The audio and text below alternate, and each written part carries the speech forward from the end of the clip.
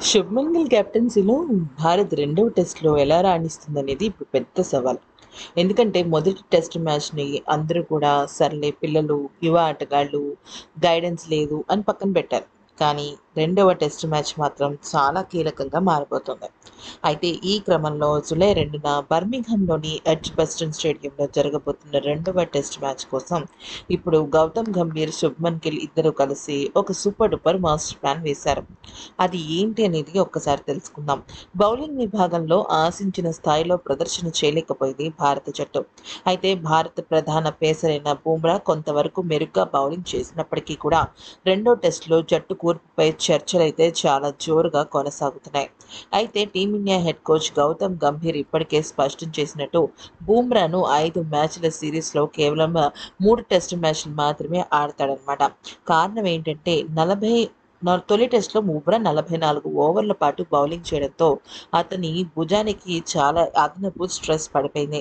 అయితే దీని కారణంగా రెండో టెస్ట్‌లోకి అతనికి విశ్రాంతినిచ్చి మూడో టెస్ట్ మ్యాచ్‌కి బరిలోకి దింపాలనుకున్నారు.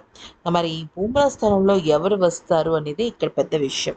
హర్షదీప్ సింగ్ గురించి చెప్పాలంటే ఇప్పటివరకు టెస్ట్ డెబ్యూ చేయని హర్షదీప్ సింగ్‌కు ఇంగ్లాండ్‌లో కౌంటీ క్రికెట్ ఆడిన అనుభవం మాత్రం ఉంది. ఇది అతనికి కలిసొచ్చే విషయం. ఆకాష్ దీప్ ఇప్పటికే టెస్టుల్లో ఆడాడు.